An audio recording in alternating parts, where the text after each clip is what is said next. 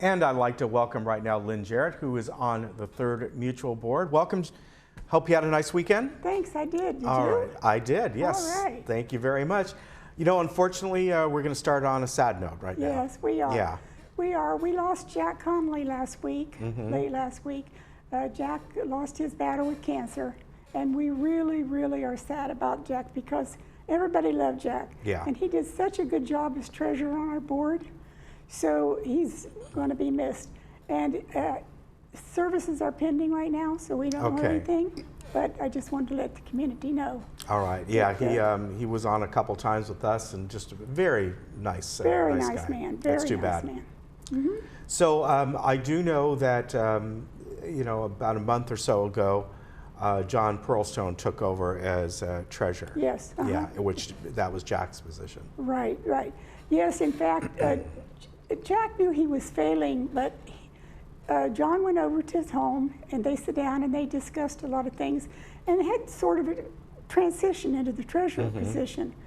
And so shortly thereafter, Jack told Rosemary that he would like to stay on the board, but he just couldn't do that treasurer job. It's a big job. Yeah. So now we have John in that position, and he's doing a wonderful job because we're right now in the budget season. Yeah. And it's really, really difficult. So to have our treasurer in place is wonderful, wonderful. Yeah.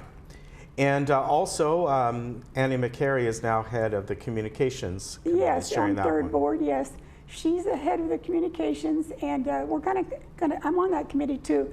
And we're going to take that in a little bit different direction, get her involved more with the community and that type of thing like that. And some very good. some of the events that are going on, like the election coming up, Right. and that kind of thing. All right, and we'll talk about that Sure. in a bit. Sure. And Reza Karimi is now overseeing the water committee, and this is a big one. And Jack was on the head of the water Yeah. committee before, but he also gave that up. And Reza, we had to really kind of prod him into taking that position because he really, you know, he's been such a short timer on our board, so he really didn't know what it entailed. But Cush and Reza and I went to the water board district meeting about a month ago, and Reza got firsthand, you know, a lot of firsthand knowledge.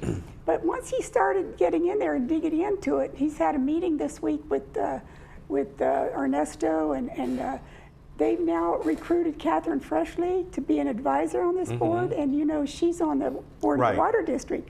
So I think Reza's going to do a lot of good work on the water committee, Right. because really our water bill is going up next year a little over 2%, and it's 2.7 million this year. Next year to go up about 2.7. Or 2.2, something like that. But the following year, it's going to go up over 4%. Yeah. And a lot of that's infrastructure. Right. The pipes and that kind of thing. Yeah. Redoing the pipes from over the water district over to here. So Yeah. it's a lot of work. It is. A lot of money. Yeah, I know that myself too, where I Right. live. The 2020 budget, you know, we're almost there. The Oh final my presentation gosh, is usually coming up in a couple months. Yeah, word with you. Not next month. And we've all been working really hard together as a team on the board, but also with staff. And so it's a biggie. And this year we decided to put a lot of money into waistline remediation in the future. You know, in the past, we put a lot of money into dry rot. Yes. A lot of money into dry rot. And by no means are we finished with dry rot, but the waistline remediation project, if we go at the pace we've been going, it's going to take us 10 years to line all those pipes in those buildings. So we decided to move that up ahead, try to get that done in a 3 to 4 year period of time. Okay. So that's a big deal. And that'll, in the long run, should save some money. It'll save a lot of money by moving that project up. Now, golf cart and the parking task force, that's always a big issue. It's a real big issue, and I'm on that committee too. And 2 weeks ago, I drove over there to the wedding cake area. You know, that's off gate 5 and 6. And I had never been up in there where you weave around and around and around to get up there. I couldn't believe how tight it was for the residents to have any parking. Yeah. Any extra parking. But we're going to try to eke out every possible space we can for golf carts and for cars. We're going to make some new rules for trucks that are hanging out of the carports way into the street, that kind of thing. Yeah, it's an interesting area, something that probably wouldn't have been designed that way today. Not at all, but you know, that's just a start for this task force. We got more work to do. All right, of course, landscape, and you're the chair of that. Yes, yes, yes. This week was third board approved the big ticket item for the slope maintenance. The two big ticket items for budget are, for landscape, are slope maintenance and trees. Trees is a real biggie. And anyway, we got that contract assigned and approved, and the work will begin July the 1st. We have a pilot project in the works for the turf modernization project. It's not really in the works in the paperwork cycle right now. But we hope to get this pilot project done this year so that we can prove how beautiful it's going to be to beautify the community and save a lot of water at the same time. Yeah. Because a lot of we were talking to Jeff Parker this week, you know, and he was head of the city manager at Tustin, and he said, hey, we got rid of all our grass up there and went to turf, to the modernization idea of the drought-tolerant plants. It's necessary. Yeah, it is, definitely, and it cuts down on landscape work in general. Oh yeah, the maintenance of the grass is unbelievable. All right, you know, along with that, tree work, you know, irregardless of what happens, there'll still be the trees all over that'll have to be maintained. We have actually in third, not counting all the people's private fruit trees, we have 13,000 trees to maintain in just third. It's a lot. And this year we didn't have money in the budget, very minimal money in the budget to work on trees. The only money, because all the money for tree work went to United this year of 2019. So what happened is that, you know, as time goes on, we have to do some removals when there's reasons to do them right away.